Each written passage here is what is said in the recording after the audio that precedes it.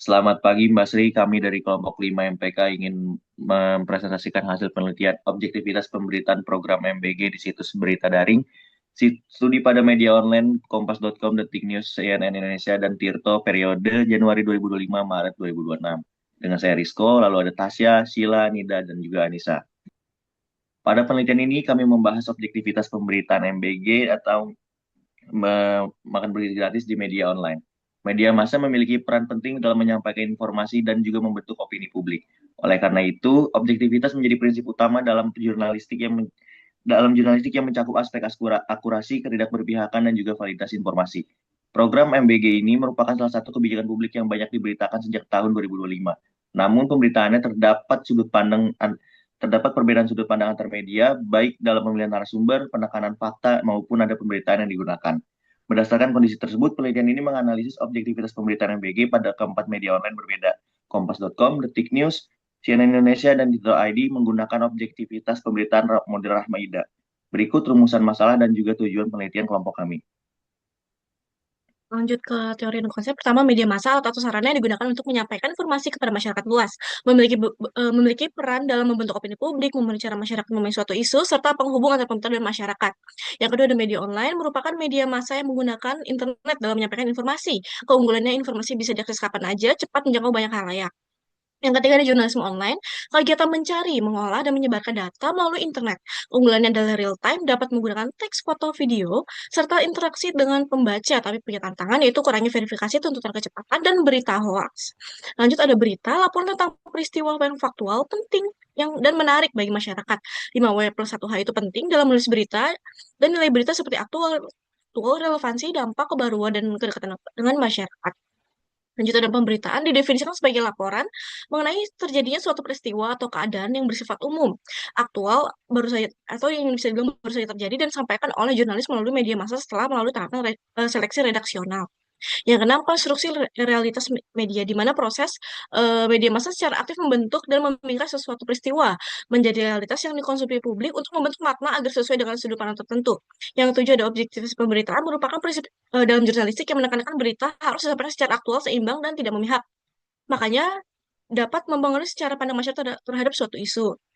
Model objektivitas berita ini untuk mengukur objektivitas penelitian ini menggunakan model dari Rahmaida, dan kami dibagi menjadi tiga dimensi utama yaitu akurasi. Ini yang kami gunakan adalah kesesuaian judul dengan isi, waktu kejadian, data pendukung, serta tidak mencerminkan fakta dan opini. Validitas indikator yang kami gunakan itu adalah sumber berita yang jelas, ada proses verifikasi serta narasumber yang kompeten. Lalu yang ketiga adalah ketidakberpihakan. Indikator yang kami gunakan adalah adanya lebih dari satu sudut pandang menggunakan beberapa sumber dan tidak berat sebelah.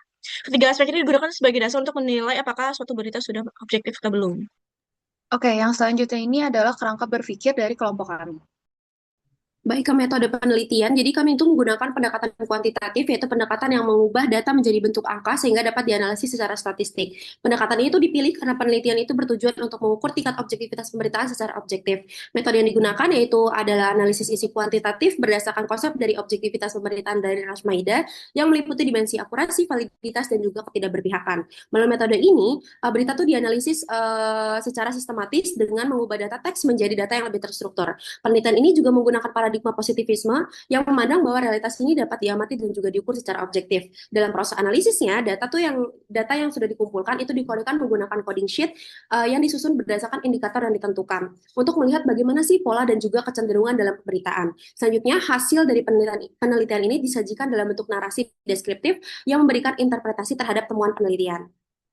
Oke, sekarang saya akan menyampaikan apa yang kami temukan dari penelitian, mulai dari dimensi, akurasi, dan juga validitas. Dan kalau kita lihat hasil penelitian pada dimensi akurasi dan validitas, keempat media menunjukkan hasil yang cukup konsisten dengan tingkat pemenuhan yang tinggi, yaitu sekitar 92 hingga 100%. Dan dari sisi akurasi, seluruh media sudah menampilkan kesesuaian antara judul dan isi berita, mencantumkan waktu secara jelas, serta didukung data dan kutipan yang relevan. Selain itu, sebagian besar berita juga bisa menjaga pemisahan antara fakta dan opini wartawan. Dan untuk dimensi validitas sendiri juga serupa, karena narasumber yang dikutip selalu diidentifikasi secara jelas, baik dari nama jabatan dan juga relevansinya dengan isu MBG. Dan Tirto ID bahkan melengkapi beritanya dengan data tambahan seperti hasil kajian dan juga analisis yang memperkuat kredibilitas informasi. Namun ada satu hal yang kami temukan yaitu tingginya akurasi dan validitas ternyata belum tentu berarti sebuah pemberitaan sepenuhnya dapat dikatakan objektif. Dan kedua dimensi ini menunjukkan bahwa informasi yang disajikan itu sudah faktual dan juga terverifikasi, tetapi belum menjawab apakah pemberitaan tersebut sudah berimbang atau belum. Dan karena itu, untuk melihat objektivitas secara lebih utuh, kita perlu masuk ke dimensi berikutnya, yaitu ketidakberpihakan. Dan pada dimensi inilah perbedaan antar media terlihat paling jelas. Berbeda dengan akurasi dan validitas yang relatif seragam, seperti yang slide sebelumnya, pada dimensi ketidakberpihakan ini terlihat perbedaan yang cukup jelas.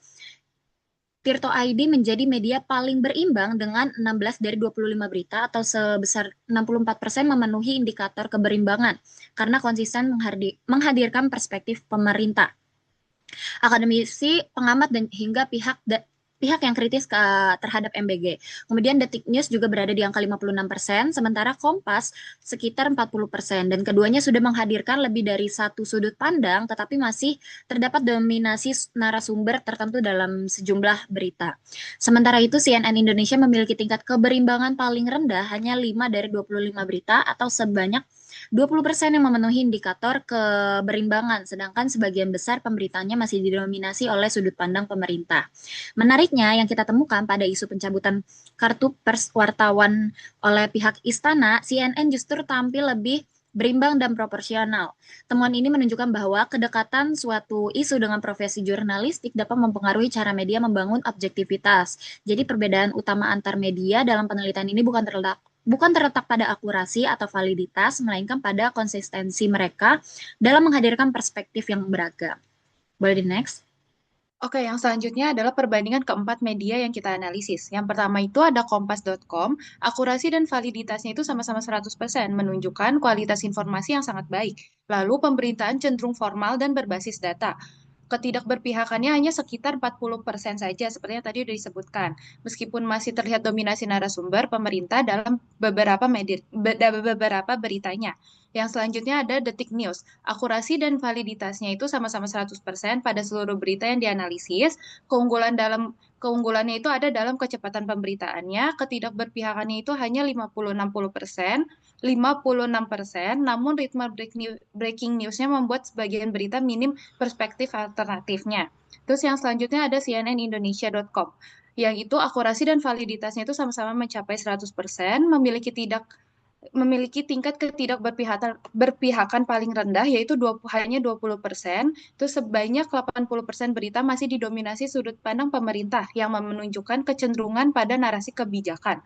Yang terakhir ada Tirto ID, akurasi dan validitasnya sama-sama 100%, menjadi media dengan tingkat ketidakberpihakan tertinggi, yaitu 64%,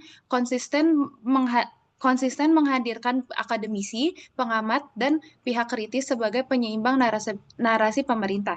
Keempat media ini sama-sama kuat pada aspek akurasi dan validitas. Namun, pada dimensi ketidakberpihakan masih terlihat adanya dominasi narasumber pemerintah dalam pemberitaan kebijakan publik ini. Selanjutnya.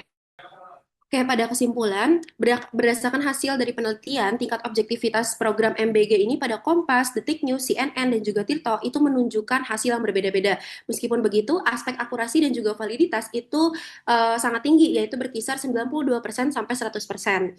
Nah, sementara itu, pada aspek ketidakberpihakan masih menjadi indikator yang paling terendah, yaitu di mana CNN memiliki tingkat keberimbangan sekitar 20%.